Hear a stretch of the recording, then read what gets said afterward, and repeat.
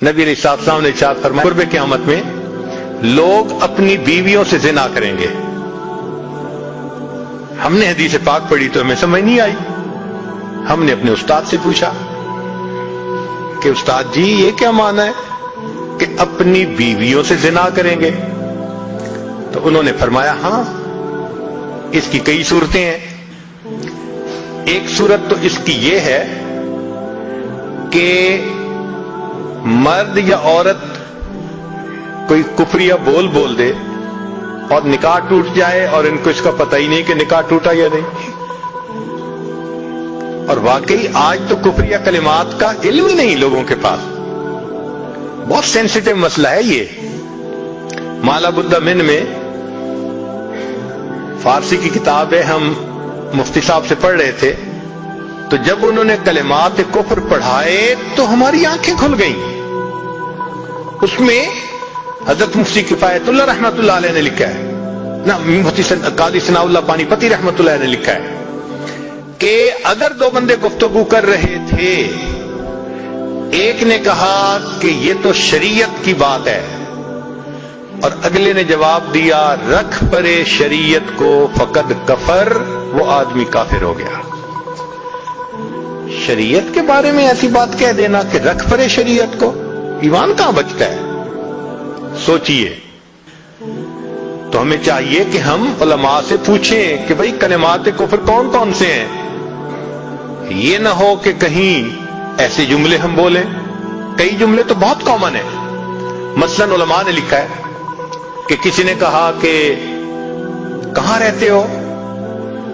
دوسرے نے کہا فلاں جگہ رہتا ہوں. او خدا دے پچھاوڑے, خدا کے پچھاوڑے یعنی خدا کے پیچھے رہتے ہو, فقط کفر. ایسا بندہ کہنے والا کافر ہو جاتا ہے.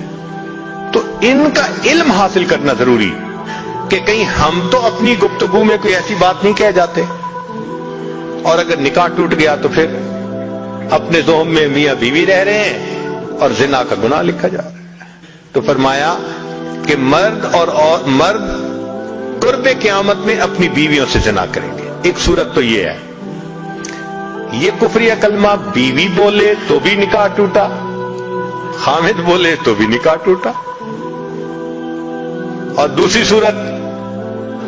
صورت ایک دوسرے کے ساتھ آرگومنٹس, اور یہ تو ہر گھر کی آج بات نظر آتی ہے. جس گھر میں دیکھو الا ماشاء اللہ وہی حال ہے. جب شادی ہوئی میں بولتا تھا, بیوی سنتی تھی. اس نے کہا پھر, کہتے پھر بچے ہو گئے, پھر بیوی بولتی تھی میں سنتا تھا. اس نے کہا پھر, کہتے پھر ہم دونوں بوڑھے ہو گئے, ہم دونوں بولتے تھے محلے والے سنتے تھے. تو بڑھاپے میں آرگومنٹس اور زیادہ. اب ان آرگومنٹس میں ہوتا کیا ہے کہ مرد کی زبان سے کنائے میں طلاق نکل جاتی ہے. کنایا کہتے ہیں کہ لفظ تو طلاق کا نہیں بولا لیکن بات ایسی کر دی کہ جس کا مفہوم طلاق والا ہوتا ہے, اس کو کنائے میں طلاق کہتے ہیں.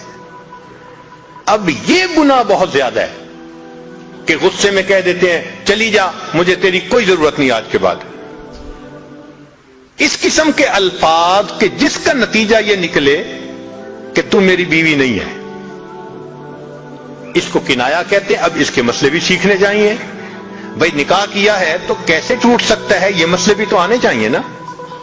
یہ کہاں لکھا ہوا ہے کہ آپ ٹیکس کے سب مسائل جانتے ہیں, بزنس کے سب کوڈز جانتے ہیں, فلاں کا سب نالج آپ نے حاصل کیا ہوا ہے, اور ایک مومن نکاح کر لیتا ہے اور اس کو نکاح طلاق کا پتہ ہی نہیں ہوتا. یہ کہاں کا انصاف ہے؟ شریعت کہتی ہے علم حاصل کرو. ایسا نہ ہو کہ کنائے میں طلاق ہو جائے, ہمیں پتہ بھی نہ ہو اور میاں بیوی مل کے رہ رہے. اور آج تو یہ معاملہ ہے کہ زبان سے طلاق کہہ دیتے ہیں, ہو بھی جاتی ہے, پتہ بھی ہے دونوں کو, مگر بدنامی ہو جائے گی, پھر ایک دوسرے کے ساتھ رہ رہے ہوتے ہیں. چنانچہ ہمیں ایسے لوگ ملے 5 وقت کا نمازی, تہجد پڑھنے والا, سب نیکی کرنے والا, خود اس نے مجھے کہا کہ آج سے 8 سال پہلے میں نے اپنی بیوی کو طلاق دے دی تھی غصے میں. ویسے میں نے غصے میں دی تھی. میں نے کہا کبھی کسی نے بیوی کو خوش ہو کے طلاق دی؟ دیتا تو غصے میں ہی ہے نا. یہ کیا بات ہوئی کہ غصے میں دی تھی؟ بھئی طلاق تو ہو گئی. اور جی پھر بعد میں ہم نے سوچا وہ بھی نیک ہے میں بھی نیک ہوں, بدنامی ہو جائے گی, بچے خراب ہو جائیں گے, تو بس پھر ہم نے پھر اکٹھا رہنا شروع کر دیا. نہ رشتہ داروں کو پتا, نہ علماء سے پوچھا. پھر میاں بیوی اکٹھا رہ رہے ہیں, ایک گھر ایک کمرے میں. اب بتائیں زنا ہو رہا ہے کہ نہیں ہو رہا؟